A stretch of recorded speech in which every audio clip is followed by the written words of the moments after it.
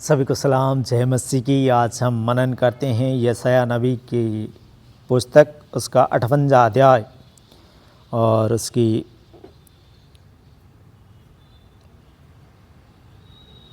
1 आयत से लेके लास्ट तक हम मनन करेंगे। यशायाह नबी की पुस्तक, उसका 58वां अध्याय। उचित उपवास। अभी उपवास चल रहे हैं और उपवास कैसा होना चाहिए इसके बारे में यहाँ पर बताया गया है। हम खुदा से अपील करते हैं कि खुदावन जी हमें ऐसी सामर्थ्य देना कि हम ये उपवास के बारे में जो है कि अपने भाई बहनों से, अपनी विश्वासी भाई बहनों से और अन्य जो विश्वास में नहीं है उन भाई बहनों से भी हम ये थोड़ा बहुत जो है कि समझा सके कि उपवास कैसा होना चाहिए। तो उपवास के बारे में लिखा है उचित उपवास, मतलब उचित कैसा उपवास होना चाहिए इसके बारे में यहाँ पर बताया गया है। तो परमेश्वर का वचन जो है कि हम परमेश्वर से सामर्थ्य मांगते हैं कि परमेश्वर हमें वो बताए कि कैसा उपवास होना चाहिए। तो यहाँ पर 1 आयत 58वां अध्याय की ये कहती है कि गला खोलकर पुकार, कुछ न रख छोड़, नरसिंह का सा ऊंचा शब्द कर, मेरी प्रजा को उसका अपराध अर्थात याकूब के घराने को उसका पाप जता दे। कि याकूब का घराना कैसा पाप कर रहा है वैसा उसे जता दे, बता दे। जैसे योना को परमेश्वर ने कहा कि नीनवे नगर को जा और नीनवे के नगर के लोगों से ये बता दे कि अब नीनवे ज़्यादा दिन टिकने वाला नहीं है, ये नगर को परमेश्वर उल्ट देगा। तो योना वहाँ पर क्या कर रहा है कि नहीं, वहाँ के लोग मुझे क्या कहेंगे, वहाँ के लोगों के अगर मैं प्रति ऐसा कहूँगा कि ये नगर उल्ट दिया जाएगा, ये परमेश्वर कह रहा है, तो क्या होगा कि वहाँ के लोग जो है कि मुझे मार डालेंगे। ये डर योना के अंदर में था। लेकिन जिस मनुष्य के साथ परमेश्वर होता है उसको कुछ भी कोई कुछ नहीं कर सकता। तो योना को जाना नहीं चाहा, योना दूसरी तरफ भागा, जहाज में गया। जहाज में इतना उफान आया समुंदर में, उन लोगों ने कहा कि भाई क्या कर रहे, देख हमारा जहाज डूबते जा रहा है, तो क्यों यहाँ पर बेफिक्री से सो रहा है। योना वहाँ पर सो रहा था, दूसरी तरफ गया था, परमेश्वर के विरुद्ध उल्ट गया था। परमेश्वर ने कहा था नीनवे नगर को जा और नीनवे के नगर के लोगों को ऐसा बता, लेकिन योना ने अपनी मर्जी के अकॉर्डिंग उस तरफ चला कि मैं उस तरफ चला जाता हूँ तो वहाँ पर मैं क्या है कि वहाँ पर रहूँगा और मुझे क्या लेना देना, नीनवे नगर से भी मैं बहुत दूर चला जाऊँगा। लेकिन ऐसा परमेश्वर होने नहीं देता। जिस इंसान को, जिस बच्चे को परमेश्वर चुन लेता है उसको वो अपनी सामर्थ्य के काम करवाता है।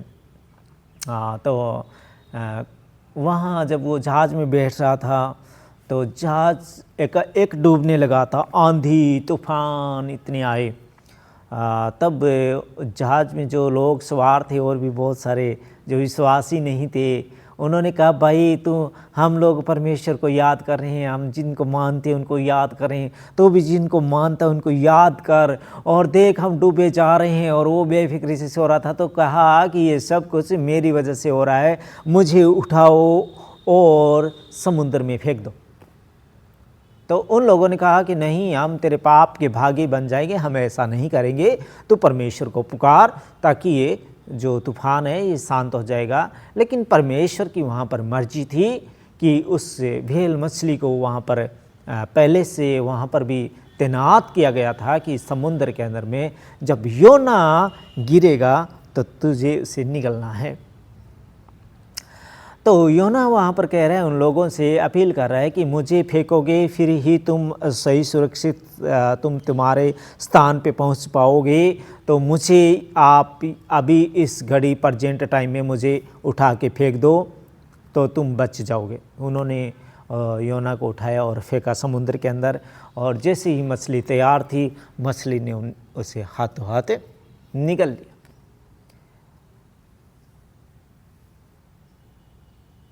कितने टाइम के बाद में उस मछली को फिर से आज्ञा मिली कि इसे वापस किनारे पे उगल दे। किनारे पे फिर उगल दिया, फिर सांसें चल रही है योना की। तो जो पशु पक्षी जो भी जीव जंतु है वो भी परमेश्वर की आज्ञा मानते हैं, क्योंकि वो परमेश्वर के रचयिता है, परमेश्वर ने रचा है। लेकिन एक मनुष्य जाति है जो परमेश्वर के अकॉर्डिंग नहीं चलती है, विपरीत चलती है। ऐसा नहीं होना चाहिए। कहीं ना कहीं गहन चिंता करने का विषय है कि एक मनुष्य जाति ही ऐसा है जो परमेश्वर के हुक्मों के विरुद्ध चल जाती है। आज हमारे चर्चस पे आए हुए इतने संकट क्यों? क्योंकि परमेश्वर के विपरीत चले, जिसकी वजह से खामियाजा भुगतना पड़ रहा है हमें। लेकिन वहाँ पर हमें दुआ करनी है उनके लिए भी कि हे परमेश्वर इन्हें अकल और बुद्धि दे, क्योंकि ये भी तेरी संतान है, तेरे ही बनाए बच्चे, इन्हें अकल और समझ और बुद्धि दे। तो वो देगा, बिना उल्हाना किए हुए देगा।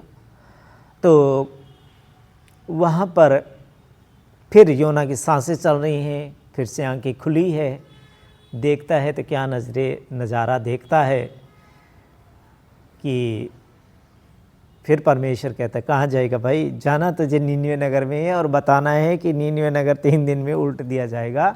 नीनवे के लोगों को बताना है ये, और तेरे द्वारा बतानी है। तब गया और कहने लगा नीनवे 3 दिन में उल्ट दिया जाएगा, नीनवे 3 दिन में उल्ट दिया जाएगा, नीनवे 3 दिन में उल्ट दिया जाएगा, नीनवे 3 दिन में उल्ट दिया जाएगा।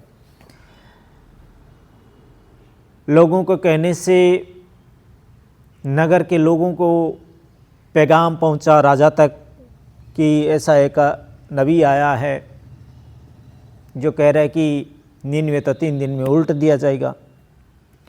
और जैसे ही उसके पास ये पहुंचा कि नीनवे 3 दिन में उल्ट दिया जाएगा, क्योंकि वचन किसके निकले हुए थे? परमेश्वर के मुख से निकले हुए थे।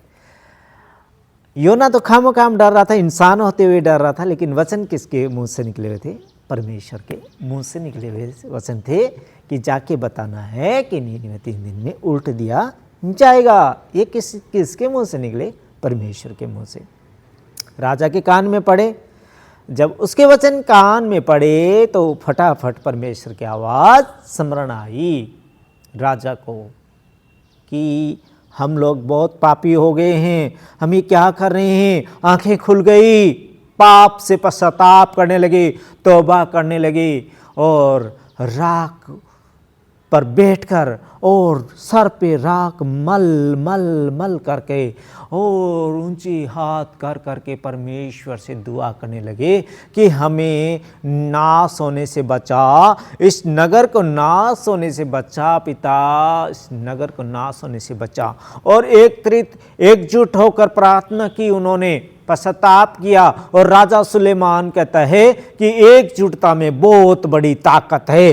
तुम चिट्ठियों के ऊपर में नजर डाल के देखो कि वो एकत्रित होकर एक रोटी का टुकड़ा उनके बीच में डालो, 1 चींटी, 2 चींटी, 3 चींटी और एक अराउंड सर्कल बनाएगी, और उस रोटी के टुकड़े को जो 1 चींटी नहीं उठा सकती उसको 100 चींटियाँ आके और उसे अराउंड सर्कल बनाकर और एक साथ उसको खींचकर उस मंजिल तक ले जाएगी जहाँ पर उस रोटी के टुकड़े को उन सभी चींटियों की ज़रूरत है। तो हमें भी एकजुट होना चाहिए। जब नीनवे नगर के विरुद्ध एकजुटता से पश्चाताप किया गया, प्रार्थना की गई, तो उनकी दुआई सुनी गई। तो यहाँ पर भी उपवास के बारे में है। आगे हम ज़्यादा लंबा चौड़ा नहीं करेंगे, इसको नहीं बढ़ाएंगे, क्योंकि आगे पता है योना गुस्सा हो गया, योना के लिए एक पेड़ लगाया गया और नीनवे नगर नहीं उल्टा गया। क्यों नहीं उल्टा गया? क्योंकि एकजुटता में बहुत बड़ी ताकत है। Power of prayer. एकजुट होकर अगर प्रेयर करेंगे तो उसमें बहुत बड़ी ताकत है। और कल हमें बुआ जी ने बताया शरीफ अबुआ ने बताया कि आप एक दिन ऐसा दिन ठहराओ कि जो चर्च पे आए हुए संकट को एक दिन ऐसा ठहराओ, एकजुट सभी हो और पावर ऑफ प्रेयर की जाए, एकजुट होकर प्रेयर की जाए। तो ये खुदावंद से पहुंचा हुआ कलाम था। उन्होंने बहुत अच्छी बातें की, उपवास के बारे में बहुत अच्छे से समझाया गया कि आप लोग कैसा उपवास करते हो, खा पी लेते हो, चेहरे आपके मुरझा जाते हैं कि आई मैं आज उपवास रखा है, आई मैं आज उपवास रखा है, आज मैं खाना नहीं खाया, आई मैं मर गई। ऐसे उपवास करना नहीं है, ऐसे उपवास परमेश्वर को पसंद नहीं आते, उन्होंने कहा।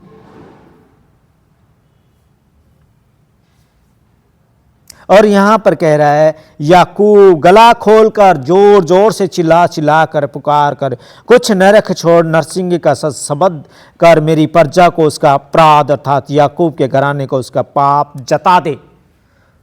याकूब के घराने को उसका पाप जताते, जोर जोर से चिल्ला चिल्ला कर, जैसे तुरी का शब्द होता है, जैसे नरसिंह का शब्द होता है, वैसे शब्द से चिल्ला चिल्ला कर याकूब के घराने को उसके जो पाप किए हैं वो पाप जता दे, बता दे।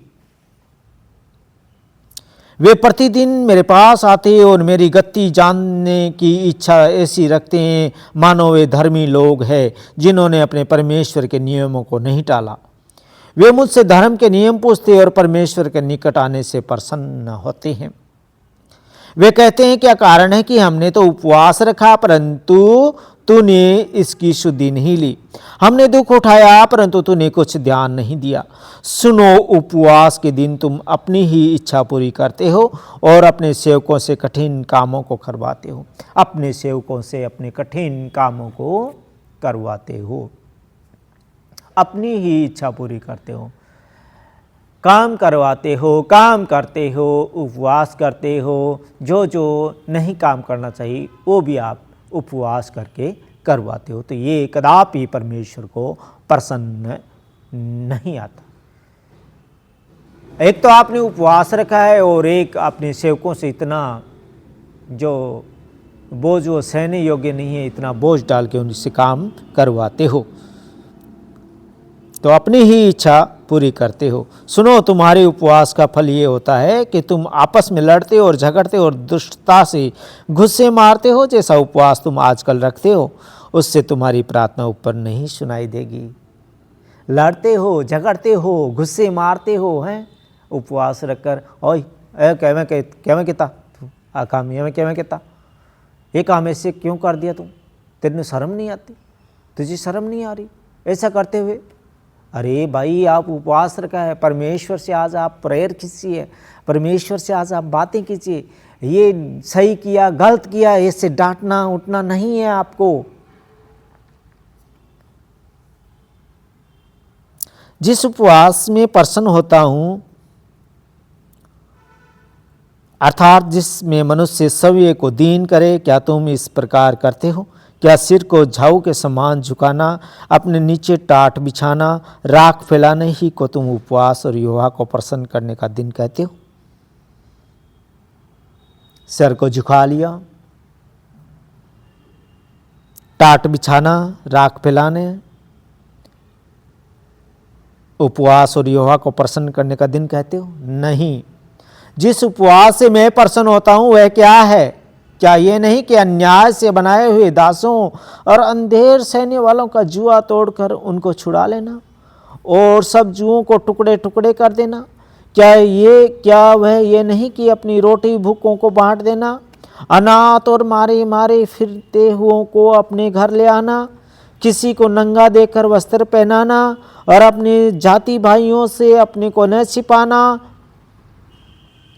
तब तेरा प्रकाश पो फटने के समान चमकेगा और तू शीघ्र चंगा हो जाएगा। तेरा धर्म तेरे आगे आगे चलेगा, यहोवा का तेज तेरे पीछे रक्षा करते चलेगा। खुदावंद ने यशायाह नबी की पुस्तक उसका 58 अध्याय 7 आयत ये कहती है, क्या वह ये नहीं कि अपनी रोटी भूखों को बांट देना? अपनी रोटी अगर आपने उपवास रखा तो जो रोटी आप जितनी या 4 रोटी या 3 रोटी खाते हो वो क्या करनी है, भूखों को बांट देना, अनाथ और मारे मारे फिरते हुओं को अपने घर ले आना, किसी को नंगा देखकर वस्त्र पहनाना और अपने जाति भाई से अपने को न छिपाना।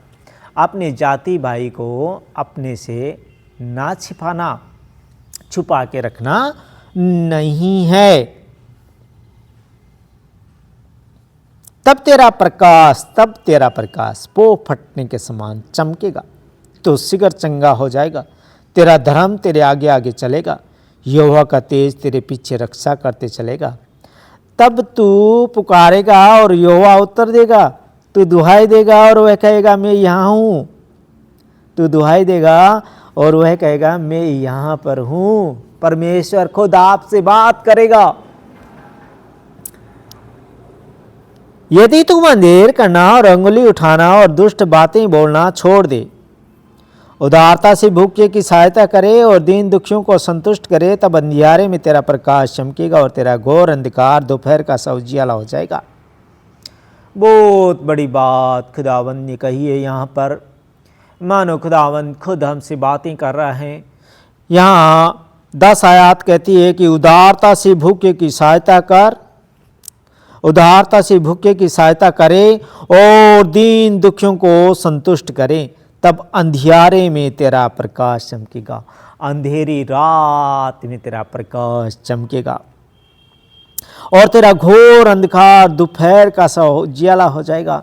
जो अगर आप घोर अंधेर के अंदर पड़े हुए हैं तो वह हो जाएगा दोपहर का सा उजाला। मतलब 12 बजे कैसी धूप निकलती है वैसा आपका हो जाएगा। संतुष्ट करे तब अंधियारे में तेरा प्रकाश चमकेगा, तेरा घोर अंधकार दोपहर का सा उजियाला हो जाएगा। 11 आयत ये कहती है, यहोवा तुझे लगातार लिए चलेगा और अकाल के समय तुझे तिरपत और तेरी हड्डियों को हरी भरी करेगा, और तू सिंची हुई बारी और ऐसी सोते के समान होगा जिसका जल कभी नहीं सूखता। बहुत ही बिग आर्गुमेंट आज आपके साथ परमेश्वर कर रहा है। यशायाह नबी की पुस्तक उसका 58वां अध्याय और उसकी 11 आयत आप पढ़ के देखिए। पवित्र बाइबल में से, पवित्र धर्मशास्त्र में से 11 आयत ये कहती है, यहोवा तुझे लगातार लिए चलेगा और अकाल के समय और तुझे तिरपत और तेरी हड्डियों को हरी भरी करेगा, और तू सिंची हुई बारी कैसे होती है, जो कि फुहारों से सिंची जाती बारी और ऐसे सोते के समान होगा जिसका जल कभी नहीं सूखता। ऐसा सोता जिसका जल कभी नहीं सूखता।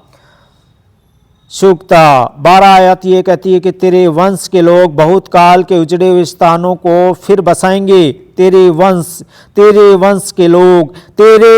के लोग बहुत काल के उजड़े हुए स्थानों को फिर बसाएंगे। तू पीढ़ी पीढ़ी की पड़ी हुई नींव पर घर उठाएगा। तेरा नाम टूटे हुए बाड़े का सुधारक और पंथों का ठीक करने वाला पड़ेगा। तेरा नाम क्या पड़ेगा? 12 आयत ये कहती है, तेरे वंश के लोग बहुत काल से उजड़े हुए स्थानों को फिर बसाएंगे। तो पीढ़ी पीढ़ी की पड़ी हुई नींव, पीढ़ी से पीढ़ी हुई पड़ी से नींव को फिर से उठाएगा। पीढ़ी पड़ी नींव पर घर उठाएगा। तेरा नाम टूटे हुए बाड़े का सुधारक, तेरा नाम टूटे हुए बाड़े का सुधारक और पंथों का ठीक करने वाला पड़ेगा। तो आज से हमें उपवास कैसे रखना है? हम हंसते हुए रहना है, परमेश्वर की भक्ति करना है, और जो हमारे नौकर है, चाकर है, जिनके साथ हम रोज़मर्रा के काम करते हैं, उनके साथ हम कैसे पेश आना चाहिए, उनके साथ हमें गलत व्यवहार करना नहीं चाहिए, उनको झूठ बात से ये कह के उनको धोखा देना नहीं है उस टाइम में, क्योंकि हमने रखा है परमेश्वर का उपवास और परमेश्वर से हमें लगातार दुआ करनी है। अगर हम ऐसा करेंगे तो जो हम उपवास करके जो खुदावंद से जो भी मांगेंगे वो सब हमें मिलेगा। और खुदावंद ने बहुत बड़ी बड़ी बातें कही है कि तुम्हारा वंश क्या होगा, जो बहुत काल से उजड़े पड़े हुए स्थान जहाँ पर पहले घर थे नष्ट हो गए, उन पे फिर से नींव डालेंगे और उन घरों को फिर वहाँ पर अपना घर उठाएंगे। और तुम्हारे नाम कैसा पड़ेगा, तुम्हारा नाम ऐसा पड़ेगा कि सुधारक, कि इन्होंने इस टूटे हुए बाड़े को सुधारा है। तो खुदावंद हमसे बिग आर्ग्यूमेंट आज की यशायाह नबी उसका 58 अध्याय, खुदावंद आप सबको बरकत और आशीष दे। आमीन।